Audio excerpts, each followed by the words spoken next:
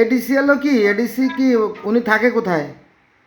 উনি তো নড়াইলে, এটা হলো আইনের কথা, আইনের রাখো কি জন্যে। হ্যাঁ, হ্যাঁ। ইয়ে যেটা আগের দিনও যা বললাম, হুম। কথা হলো দুটো, যদি আবার আবেদন করতে কন তাই করতে হবে, না হলে পয়সা করি ফেরত নিতে হবে।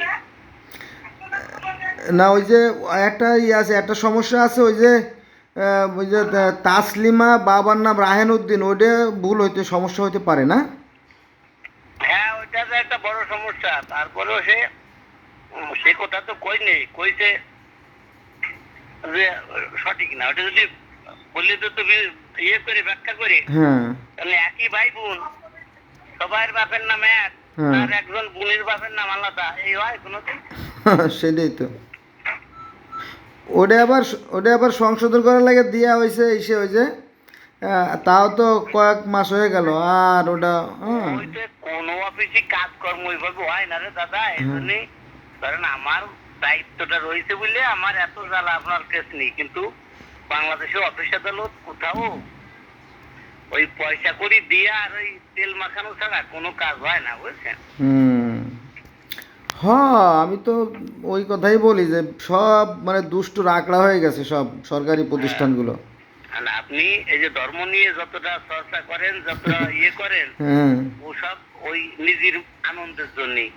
ও সমাজে দেশে বোঝানো যায় না, বুঝছেন? না না না না, মানুষ বুঝতে রাজি না, খালি নিজের স্বার্থের জন্য পাগল। হ্যাঁ, হ্যাঁ। এই জন্যই সব হলো তেল মাখানো আর টাকা। হুম। এই। আমি তো দাদা, হ্যাঁ? আমি কিন্তু যাইনে শুনে দেখে বুঝে পড়ে বলতেছি কোরআনে যা আছে বেদে তার চেয়ে তথ্য বেশি আছে। হ্যাঁ। হ্যাঁ। আমি কিন্তু মানে 200-300 পয়েন্ট দিয়ে কিন্তু ভিডিও ছাড়িয়ে দিছি। হুম। এবার তোমার কাছে প্রশ্ন কর, তাই না?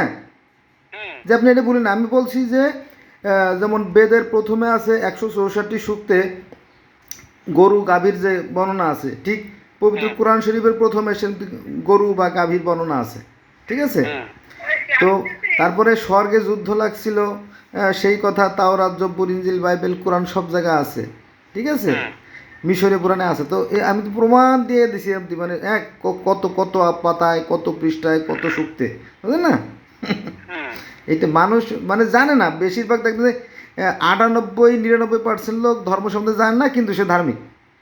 ওই তো সেটাই তো বললাম, যে জিনিস দেখেন যে আপনি নিজে চর্চা করেন, আপনার একটা আনন্দ আছে, হ্যাঁ। কিন্তু এ মানুষ বুঝবে না। হ্যাঁ হ্যাঁ, এই সেটাই। আমাদেরও আইন কানুন আমরা জানি, হুম। কিন্তু তা ওই ছিলেনকে বোঝানো যায় না, কারণ ওরা আসে নতুন চাকরি পাইয়ে, জমি জমা কিচ্ছু বোঝে না, হুম। কিন্তু আল্লাহ তাকে বড় একটা শেয়ার করছে, হ্যাঁ। কিছু করার নাই, বুঝছেন? এটা মাইনে নিয়ে আসার কোনো পথ নাই। হ্যাঁ, আচ্ছা, একটু আরেকবার একটু দেখেন তো কি করা যায়, কারোর সাথে আলোচনা। আচ্ছা, ওই তো তাহলে দেখেন ওই যে ওই ওই আইডিটা কারেকশন করা যায় নাকি ওই বাপের নাম? হ্যাঁ হ্যাঁ। বুঝছেন, আমার চাকরি শেষ হয়ে গেলেও সমস্যা নাই, আমি তো লহগড়ায় থাকবো, আচ্ছা আচ্ছা।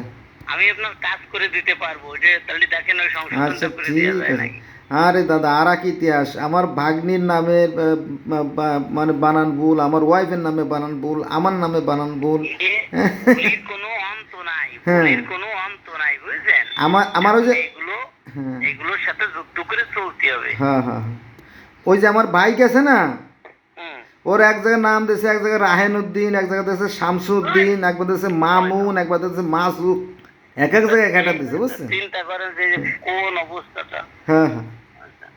আমার ওয়াইফ নাম আমার ওয়াইফের নাম দিয়েছে নাসরিন খানম, আর দিয়েছে খাতুন। হ্যাঁ, খানম এক জায়গায়, খাতুন এক জায়গায়। এইগুলো করতে যায় প্রত্যেকে টাকা খরচ করা লাগছে, বুঝছেন? সেটাই। এই আর কি। এখন সরকারের কাছে কেরা যাবে কোন? সে ওই কথা তো এখানেই। হুম। আচ্ছা, বাসার বাড়ি দিলে আমি যে খাচ্ছি, বুঝছেন? আচ্ছা খান, ভালো থাকেন, আর আর একটু দেখেন, দেখেন আরেকবার, আরেকবার দেখেন। হ্যাঁ। আচ্ছা, আচ্ছা, ঠিক ভালো আছে। থাকেন। হ্যাঁ।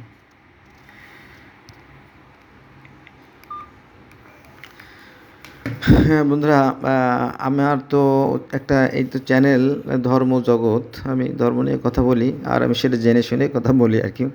কিন্তু আমরা ধর্ম মানতে রাজি না, আমার ধর্মই বড়, আমার ধর্মই সেরা, আমার ধর্মই শ্রেষ্ঠ এবং আমি একমাত্র জান্নাতে যাব, এটা হচ্ছে আমাদের তর্কের বিষয়। এই ভদ্রলোক একজন তহসিলদার মানুষ, আহ, ওনার কাছে দিছিলাম আপনার মিউটেশন করার জন্য। তো 1170 টাকা লাগে, কিন্তু আমি ওনাকে 7,000 টাকায় পুরো দিছি। দেওয়ার পরে বলছে আমি তো দূরে থাকি ঢাকা, আর এই যশোরে নড়াইলে আসাটা খুব ঝামেলার, তো আপনি সুন্দর করে করে দেন। তো উনিও চেষ্টা করতেছিল, কিন্তু 3-4 বার একবার বলছে অরেশন সার্টিফিকেট লাগবে, চেয়ারম্যান সার্টিফিকেট লাগবে, হ্যাঁ, তারপরে মায়ের নাম আমার ভুল, এভাবে 4বার হয়রানি করছে, হ্যাঁ। তারপরে লাস্টে বলছে ঠিক আছে আপনার কাগজ ওকে, আপনি আসেন। পরে আমি সেই নড়াইলে গিয়ে সেখানে যে 2টি ফর্মে সিগনেচার করে দিয়ে এসেছি। এটা ফাইনাল হয়ে গেছে, হ্যাঁ, মিউটেশন বাবদ। কিন্তু এখন বলতেছে যে না, এখনও আনকমপ্লিট। কেন? তার কোনো জবাব নেই। কোথায় ভুল? কিছুই বলবে না। এই হলো বিষয়।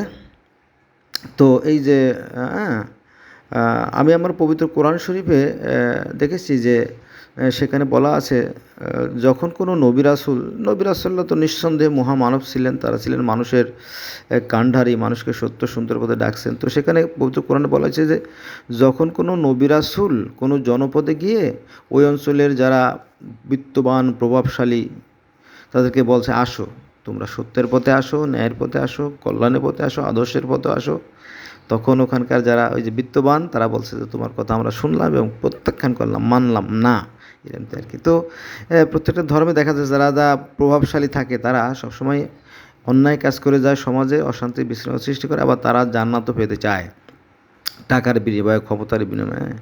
এটা হয় না। আবার বাইবেলে একটা কথা আছে, জগৎ চিরকাল শাসন করে শয়তানেরা, হ্যাঁ। শয়তানের দাপটে পৃথিবীটা তছনছ হয়ে যাচ্ছে। তো এই শয়তানকে বিলীন করে দেওয়া হবে সেই মহাপ্রলয়ের দিনে বা কিয়ামতের দিনে আর কি। সে কথা বাইবেলে আছে, বেদেও তাই আছে। অসুর বলা হয়, পিশাচ, অসুর বা পিশাচ, মানে বেদে বলা হয় অসুর বা পিশাচ, আর বাইবেলে বলা হয় আজাজেল শয়তান, আর ইসলাম ধর্মে বলা হয় তো ইবলিস, এই আর কি। তো শয়তানের সংখ্যা এত বেশি বেড়ে গেছে, আর সরকারি প্রতিষ্ঠানগুলো তো